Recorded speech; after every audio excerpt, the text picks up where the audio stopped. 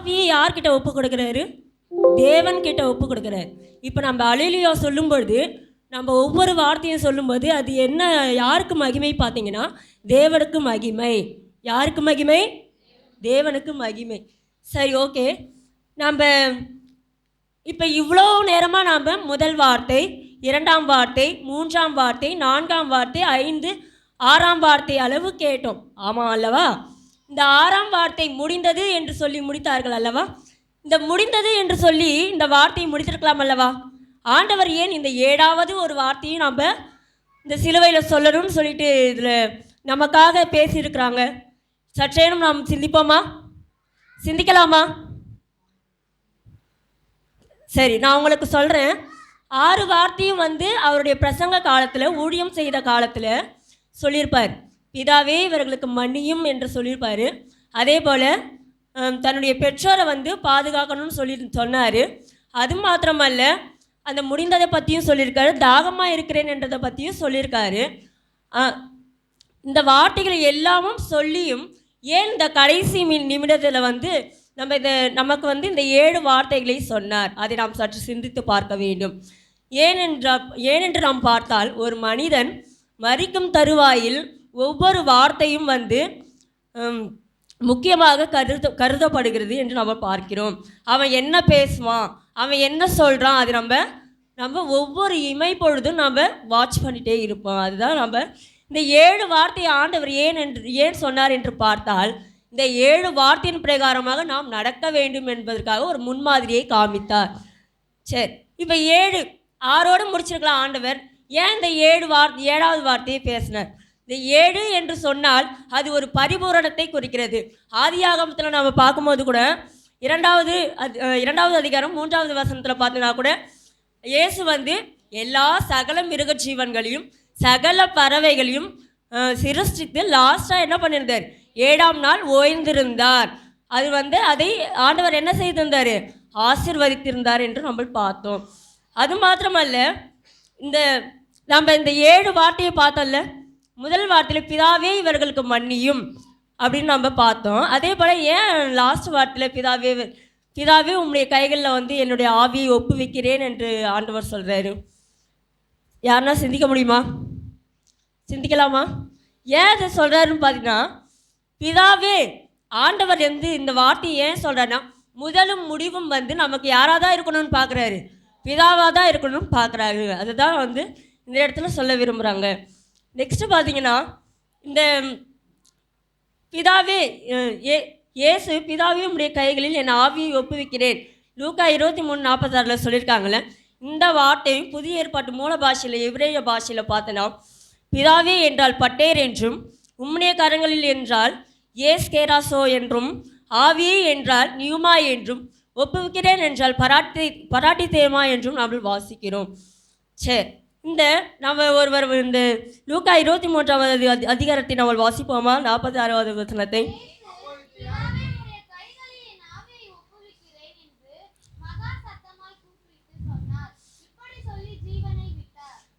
சரி, இந்த வார்த்தையில் பார்த்தீங்கன்னா, பிதாவே உம்முடைய கைகளில் என் ஆவியை ஒப்புவிக்கிறேன் என்று மகா சத்தமாய் கூப்பிட்டு சொன்னார்.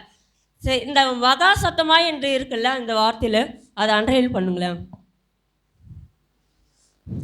இந்த வார்த்தையை நான் ஏன் அண்டர்லைன் பண்ண சொல்கிறேன்னா, ஆண்டவர் மற்ற எந்த வார்த்தையுமே மகா சத்தமாய் சொல்லவில்லை. அந்த 7வது வார்த்தையை மட்டும்தான் ஆண்டவர் என்ன சொன்னாங்க? மகா சத்தமாய் கூப்பிட்டு சொன்னார். அவர் சிலுவையில் அரைஞ்சி சிலுவையில் தொங்கி கொண்டு இருக்கிறார். அந்த நேரத்தில் சோர்வடைந்து இருப்பார், வியாகுலப்பட்டிருப்பார். அந்த நேரத்தில் அவர் ஏன் மகா சத்தமாய் கூப்பிடுகிறார் என்று பார்த்தால், நம்ம இந்த வார்த்தையில் பார்த்தீங்கன்னா, ஆண்டவர் தம்முடைய ஆவியை எல்லா பிரமாணங்களையும் நிறைவேற்றி தம்முடைய ஆண்டவர் கையில், தம்முடைய பிதா கையில் ஒப்படைக்கிறார். அதனால தான் ஆண்டவர் ஒரு சந்தோஷத்தோடு என்ன சொல்கிறாங்க? பிதாவே உம்முடைய கரங்களில் என் ஆவியை ஒப்புவிக்கிறேன் என்று சொல்லுகிறார். நெக்ஸ்ட்டு பார்த்தீங்கன்னா, இந்த லாஸ்ட் வார்த்தை நம்ம பார்க்கும்பொழுது பார்த்தீங்கன்னா, அதுக்கு மேலுள்ள வசனத்தை வாசிங்களேன். அந்த லாஸ்ட்டு மற்ற எல்லா வார்த்தையும் நம்ம வாசிக்கும் போது பார்த்தீங்கன்னா, 6 வார்த்தையும் சொல்லும்போது எல்லாமே முடிந்தது இருக்கும், தாகமாக இருக்கும். அப்புறம் பார்த்தீங்கன்னா உம்முடைய கைகளில் மன்னிக்கிறேன் என்று சொல்லி இருக்கோம். ஆனால் லாஸ்ட் வார்த்தையை சொல்லும்பொழுது மாத்திரம் பார்த்தீங்கன்னா அன்யூஷுவல் ஹேப்பனிங்ஸ் இருக்கும்னு சொல்லி பார்க்குறாங்க. ஏன் பார்த்தீங்கன்னா அவர் லாஸ்ட் வார்த்தையை சொல்லும்போது மாத்திரம் பார்த்தீங்கன்னா திரைசீலை இரண்டாக கிழிந்தது. அது மாத்திரமல்ல, சூரியன் இருள் அடைந்தது, கண்மலைகள் பிளக்கப்பட்டன, பரிசுத்தவான்கள் எழுப்பப்பட்டனர் என்று நாம் பார்க்கிறோம். சரி, இந்த 44வது வசனத்தை ஒருவர் வாசிக்கலாமா?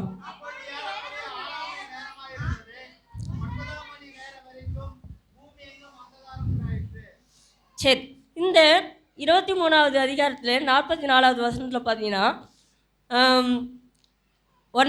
6ஆம் மணி நேரமாக இருந்தது, 9ஆம் மணி நேரமாக இருந்தது. அது எந்த வேலை என்று நம்ம சிந்திக்க வேண்டும். 6ஆம் மணி நேரம் என்று பார்த்தால் நண்பகல் 12 மணி நேரத்தை குறிக்கிறது. 9ஆம் மணி வேலை என்று பார்த்தால் மதியம் பிற்பகல் 3ஆம் மணி நேரத்தை குறிக்கிறது. அந்த 12 மணியிலிருந்து 3 மணிக்குள்ளாக இந்த 7 வார்த்தையும் சொல்லி ஆண்டவர் தன்னுடைய ஆவியை ஒப்புவிக்கிறார் என்று நாம் பார்க்கிறோம். அது மாத்திரமல்ல, நெக்ஸ்ட் அந்த 45வது வசனத்தை வாசிக்கலாமா?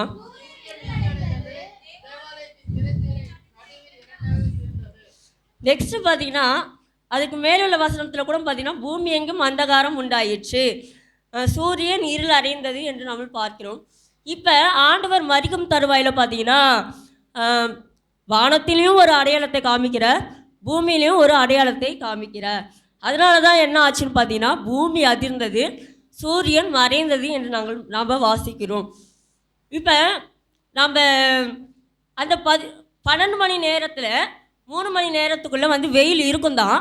ஆனாலும் அந்த நேரத்தில் யாராவது யோசிச்சிருப்பீங்களா இந்த போல் நடக்க போகுதுன்னு நம்ம ஒரு லைட்டோ ஒரு பேட்டரியோ இதெல்லாம் எதுவும் பண்ண சொல்லி சிந்திப்போமா? கிடையாது. ஆனாலும் அந்த நேரத்தில் அந்த அன்யூஷுவல் ஹேப்பனிங்ஸ் யாருக்குமே தெரியாது. அதுபோல் அன்யூஷுவல் ஹேப்பனிங்ஸ் நடந்துச்சு. அதை தான் நம்ம பார்க்கிறோம். நெக்ஸ்ட்டு பார்த்தீங்கன்னா திரைச்சீலை இரண்டாக கிழிந்தது. சரி, இந்த திரைச்சீலை ஏன் இரண்டாக கிழிந்தது? சரி, திரைச்சீலை எங்கு வைக்கப்பட்டிருந்தது என்று நம்ம பார்க்கலாம். திரைச்சீலை பார்த்தீங்கன்னா இந்த பரிசுத்த ஸ்தலத்துக்கும் மகா பரிசுத்த ஸ்தலத்திற்கும் நடுவில் வைக்கப்படுறது தான் எனது திரைச்சீலை என்று நம்ம பார்க்கிறோம். இந்த திரைச்சீலை வழியாகத்தான் பிரதான ஆசாரியர் உள்ளே போய் தன்னுடைய பலிகளை செலுத்துவார்.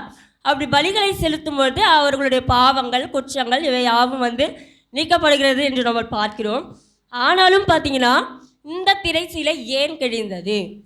இப்போ நம்முடைய பாவங்களுக்காக, நம்முடைய அக்கிரமங்களுக்காக, நம்முடைய மீறுதலுக்காக இயேசு தன்னையே சிலுவையில் ஒப்பு கொடுத்தார்.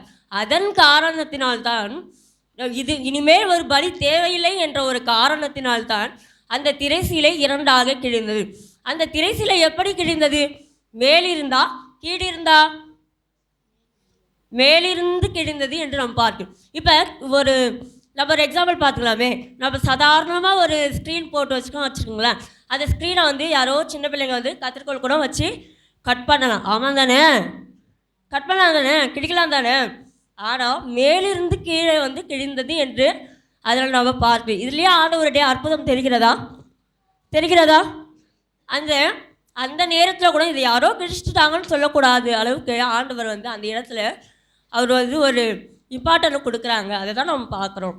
அது மாத்திரம் பார்த்தீங்கன்னா இந்த திரைச்சீலை எப்படிப்பட்டது என்று நம்ம பார்க்கணும். இப்போ திரைச்சீலை சாதாரணமான துணியாக இருந்தால் அப்படியே நம்ம நெசவாளர் நெய்து கொடுப்பாங்க. ஆனால் இந்த திரைச்சீலை பார்த்தீங்கன்னா ஒரு நூலில் 24 நூல்கள் இருக்கும். அந்த 24 நூல்களும் பார்த்தீங்கன்னா 72 நூலால் செய்தது தான் எது? இந்த திரைச்சீலை என்று நம்ம பார்க்கிறோம். இந்த திரைச்சீலையை யார் வாஷ் பண்ணுவாங்க பார்த்தீங்கன்னா 300 பேர் ஆசாரியர்கள், 300 பிரதான ஆசாரியர்கள் சேர்ந்து தான் எதை பண்ணுவாங்க? வாஷ் பண்ணுவாங்க என்று நம்ம பார்க்கிறோம். சரி, நெக்ஸ்ட்டு பார்த்தீங்கன்னா அந்த மத்தேயு அதிகாரம் எடுத்துக்கோங்க பார்க்கலாம்.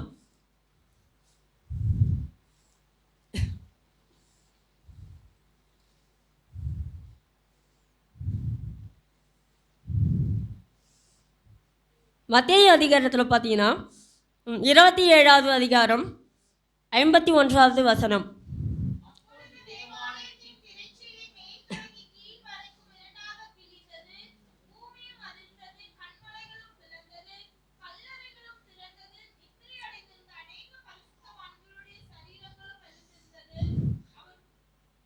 போதும். இப்போ இதில் பார்த்தீங்கன்னா கண்மலைகள் பிளந்தன என்று நம்ம பார்க்கணும். இப்போ நம்ம முன்னாடி பார்த்தோன்னா திரைசீலை. இந்த திரைசீலை வந்து நம்ம அதுக்கு ஒரு எக்ஸாம்பிள் நான் சொல்கிறேனே.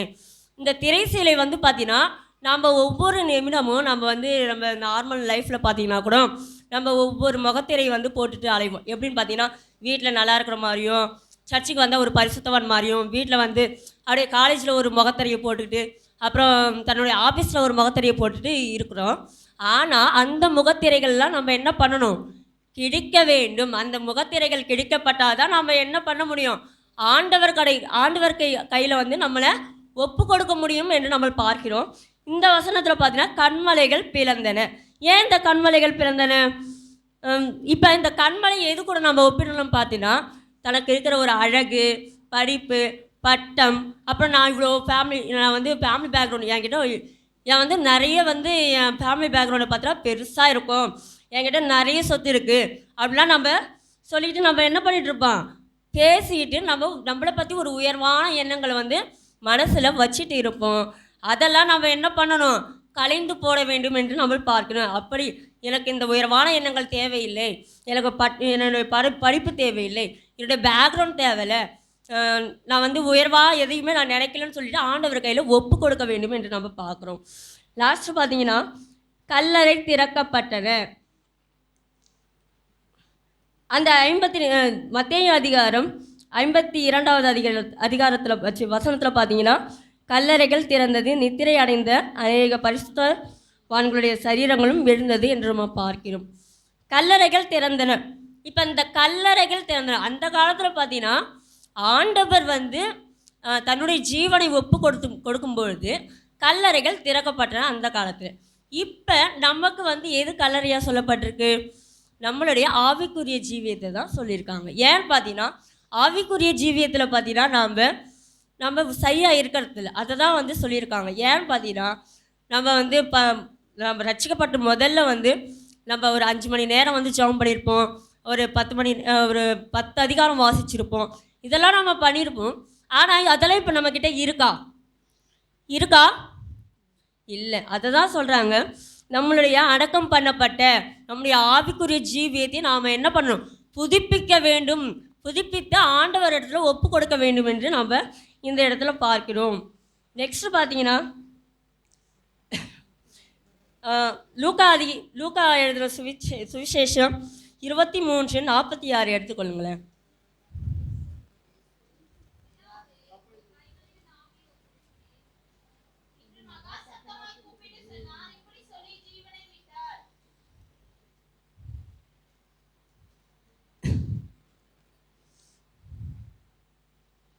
ஆ 48வது வசனத்தையும் வாசிங்களேன்.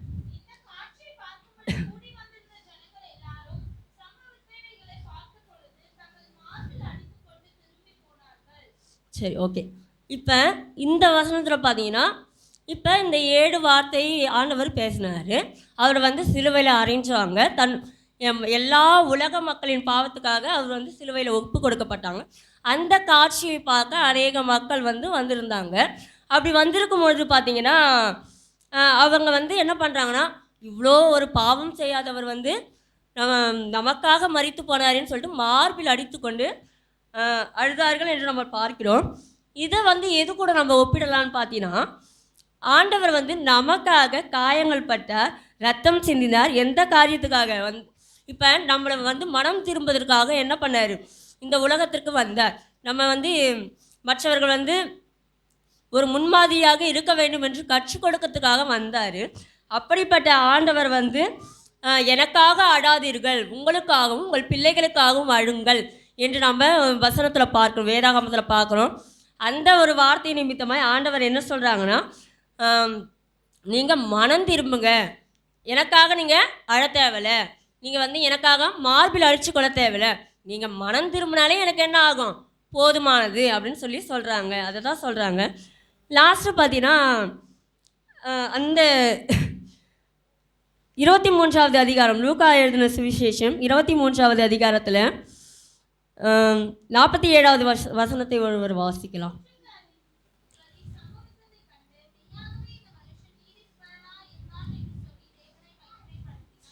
சரி, இந்த நூற்றுக்கு அதிபதி யார் என்று நம்ம பார்க்கணும் முதல்ல.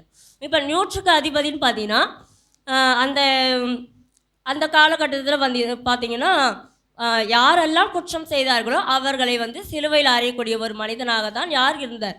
இந்த நூற்றுக்கு அதிபதி இருந்தார். அவர் பார்க்கும் பொழுது அநேகர் வந்து அந்த சிலுவையில் அறையும் பொழுது, அந்த நூற்றுக்கு அதிபதி அநேகர் சிலுவையில் அறையும் பொழுது அவர் என்ன செய்வாங்கன்னு பார்த்தீங்கன்னா இகழுவார்கள், தூற்றுவார்கள், அவரை பற்றி குற்றம் குறை சொல்லுவார்கள். ஆனாலும் ஆண்டவர் என்ன செய்தார்? அமைதியாக இருந்தார். அதனால தான் ஆண்டவர் எந்த வார்த்தையை அந்த நூற்றுக்கு அதிபதி என்ன சொல்கிறார் பார்த்தீங்கன்னா, இவர் வந்து மெய்யாகவே வந்து நீதிபரர் அப்படின்னு சொல்கிறாங்க. சொல்லி யாரை மகிமைப்படுத்துகிறாங்க? தேவனை மகிமைப்படுத்துகிறாங்க. அதை தான் நம்ம இதில் பார்க்குறோம். இப்போ நம்ம பார்த்து யாருன்னா வந்து இவங்க வந்து நல்லவங்கப்பா அப்படின்னு சொல்லுவாங்களா? அதுபோல் நம்ம இருக்கிறோமா? நாம் வந்து கிறிஸ்தவங்கன்னா யார்? பொய் சொல்ல மாட்டாங்க, அவங்கக்கிட்ட பொறாமை இருக்காது, அவங்க வந்து வஞ்சகம் பேச மாட்டாங்க, அவங்க வந்து களவு செய்ய மாட்டாங்க, அப்புறம் பார்த்திங்கன்னா அவங்க தீய வார்த்தைகளை பேச மாட்டாங்க அப்படின்னு வந்து அவங்க வந்து யாருக்கு ஒரு உயர்வான எண்ணங்களை வைத்து கொண்டு இருக்கிறார்கள். ஆனால் நாம் அந்த உயர்வான எண்ணத்திற்கு பாத்திரமாக இருக்கிறோமா? சற்று நாம் சிந்தித்து பார்க்க வேண்டும். இப்போ நம்ம பார்த்தோம்ல, திரைசீலைகள் கிழிக்கப்பட வேண்டும், நம்முடைய முகத்திரைகள் கிழிக்கப்பட வேண்டும். நம்ம முகத்திரைகள் என்னென்ன முகத்திரைகள்? போட்டி, பொறாமை, அப்புறம் இது போல் முகத்திரைகள் கிடைக்கப்பட்டாதான் நாம் எங்கே போக முடியும்? பரலோகத்துக்கு எடுத்துக்கொள்ளப்பட முடியும். அது மாத்திரமல்ல, பார்த்தீங்கன்னா இப்போ நாம் மரித்து பரலோகத்திற்கு எடுத்துக்கொள்ள போகும்போது ஒரு கூட்ட ஜனம் பரிசுத்தவான்களால் தேவனை மகிமைப்படுத்துகிற தூதர்கள் என்ன பண்ணுவாங்கன்னா ஒரு பக்கத்தில் இருப்பாங்க, சாத்தானை மகிமைப்படுத்துகிற ஒரு தூதர்கள் ஒரு பக்கத்தில் இருப்பாங்க. இப்போ நம்முடைய ஆவி எந்த பக்கம் போகும்? சற்று சிந்தித்து பார்க்க வேண்டும். நாம் நன்மை செய்தால் எங்கு போவோம்? பரலோகத்திற்கு போவோம். தீமை செய்தால் யாரிடம் செல்வோம்? சாத்தானிடம் ஒப்பு கொடுக்கப்படுவோம். நாம் நம்முடைய வாழ்க்கையை என்ன பண்ணிக்கொள்ள வேண்டும்? மாற்றிக்கொள்ள வேண்டும். மனம் திரும்புதலை பெற வேண்டும். நம்மிடம் இருக்கிற போட்டி, பொறாமை, எரிச்சல்கள், வன்கண்கள் இவை எல்லாவற்றையும் மாற்றிக்கொள்ள வேண்டும். நான் தான் பெரியவன், நீ தான் பெரியவன் அப்படின்லாம் சொல்லி நாம் இருக்கக்கூடாது. அதை தான் சொல்லி ஆண்டவர் என்ன பண்ணுறாங்க? சொல்லி கற்றுக் கொடுக்கிறார். இதை எல்லாவற்றையும் நாம் ஒப்பு கொடுத்தா ஆண்டவர் என்ன பண்ணுவார்? நம்மளை மகிமையிலே ஏற்றுக்கொள்ளுவார் என்று நாம் பார்க்கிறோம். அது மாத்திரமல்ல, இப்போ இந்த சிலுவையில் அறையும் பொழுது பார்த்தீங்கன்னா எல்லாரும் வந்து தலையை வந்து அப்படியே தொங்க போட்டுருவாங்க. நார்மலாக வந்து ஒரு கள்ளனானாலும் சரி, ஒரு குற்றவாளி ஆனாலும் சரி, அந்த சிலுவையில் அறியப்படும் பொழுது தலையை இப்படி தொங்க போட்டுருவாங்க. ஆனால் ஆண்டவர் எப்படி ஆண்டவர் வந்து தன் தலையை சாய்த்து அவர் என்ன பண்ணார்? ஜீவனை விட்டார். அதை தான் நம்ம இந்த இடத்துல பார்க்கிறோம். கர்த்தர் தாமே இந்த வார்த்தையை ஆசீர்வதிப்பாராக. நாம் ஒரு சிறிய ஜெபத்தை செய்வோமாக. பரிசுத்தமுள்ள நல்ல தகப்பனே, இந்த வார்த்தையை நீர் ஆசீர்வதிக்க வேண்டுமாய் நாங்கள் ஜெபிக்கிறோம். கர்த்தாவே, எங்களிடத்தில் இருக்கிற எல்லாவித